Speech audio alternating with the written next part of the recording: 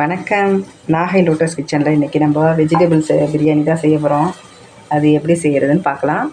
அதுக்கு ஒரு குக்கர் அடுப்பில் வச்சுருக்கேன். 4 ஸ்பூன் எண்ணெய் சேர்த்துருக்கேன். கொஞ்சோண்டு நம்ம நெய் சேர்த்துக்குவோம்.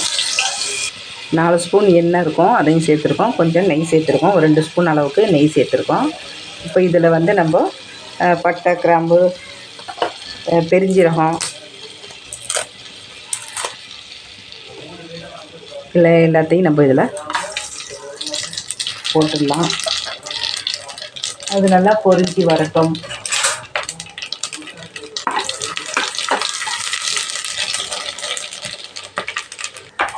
பொரிஞ்சிட்ட பிறகு நம்ம இதில் வெங்காயம் ஒரு 3 வெங்காயம் அரிஞ்சு வச்சுருக்கேன். அதை இதில் நம்ம சேர்த்துடலாம்.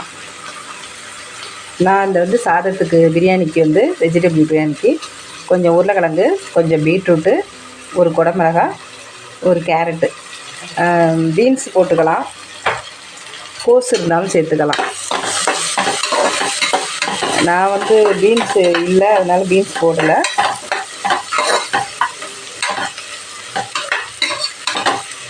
பீட்ரூட்டு சில பேர் போட மாட்டாங்க. பீட்ரூட்டு போட்டால் நல்லது, நல்லாயிருக்கும். சாதத்துக்கு நல்லா கலர் கொடுக்கும். அதனால் பீட்ரூட்டு சேர்த்துக்கலாம். வெங்காயம் நல்லா வதங்கி வரட்டும்.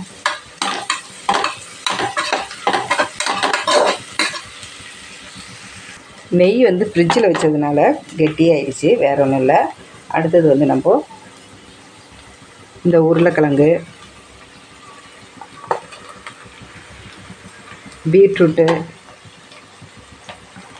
கேரட்டு எல்லாத்தையுமே இதில் நம்ம சேர்த்துக்கலாம். இதில் ஒரு 2 பச்சை மிளகாய், கேப்சிகம், குடமிளகாய் அதையும் நம்ம இதில் சேர்த்துடலாம்.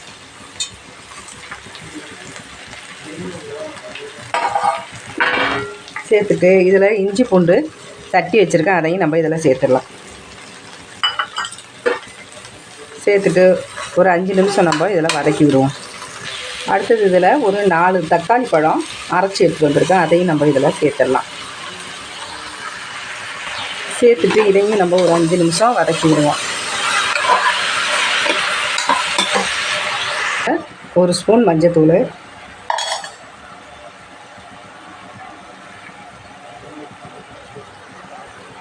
அரை ஸ்பூனு தனி மிளகாத்தூள், அரை ஸ்பூனு கரம் மசாலா, 1 ஸ்பூனு பிரியாணி மசாலா.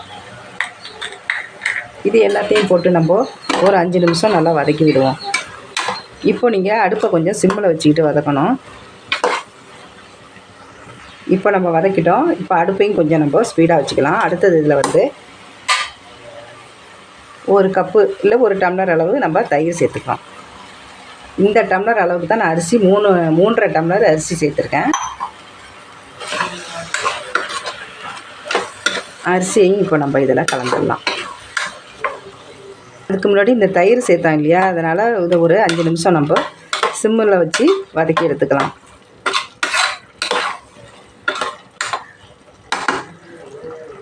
இப்போ இதில் அரிசியை நம்ம சேர்த்துக்கலாம்.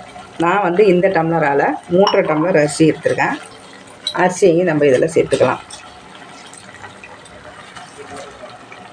அரிசி வந்து நான் வந்து பாஸ்மதி ரைஸ் தான் சேர்க்குறேன். நீங்கள் வந்து எந்த ரைஸில் வேணாலும் செய்யலாம், நல்லாயிருக்கும். இப்போ இதுக்கு தேவையான உப்பையும் நம்ம சேர்த்துக்கலாம். சேர்த்துக்கிட்டு இதை அப்படியே ஒரு கிளறி விடுவோம் எல்லாத்தையும்.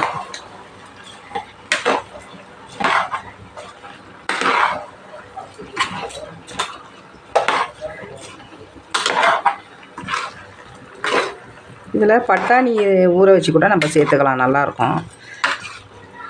இன்றைக்கி லேட் ஆகினதுனால நான் இன்றைக்கி பட்டாணி போடலை. இப்போ இதில் எல்லாம் நம்ம கலந்துட்டோம். இப்போ இந்த டம்ளர் அளவு தண்ணி, ஏற்கனவே 1 டம்ளர் நம்ம தயிர் சேர்த்துருக்கோம், அதையும் சேர்த்து இதோட 3வது டம்ளரு தண்ணி, 4,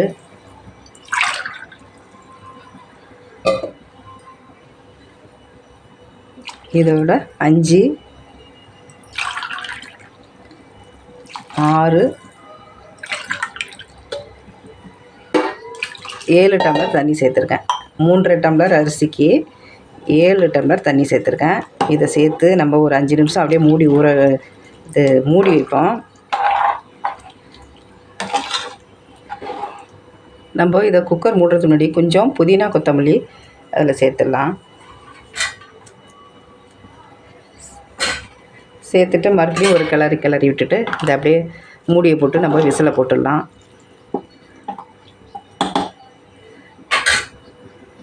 இதில் வந்து ஒரு 3 விசில், வெஜிடபிள் நிறையா இருக்கிறதுனால நம்ம வந்து இது 3 விசில் வைக்கிறோம். அப்படி இல்லைன்னா நம்ம 2 விசில் தான் வைப்போம்.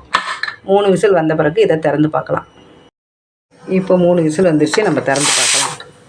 இன்னும் கொஞ்சம் அந்த ப்ரெஷர்லாம் போனோன்னு திறந்து பார்ப்போம். இப்போது ரெடி ஆகிடுச்சான்னு பார்க்கலாம். இந்த ஸ்கிம்மு இருக்குது தான்.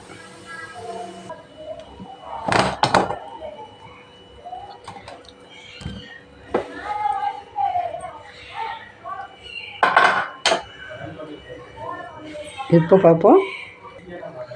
சூப்பராக ரெடி ஆகிடுச்சு.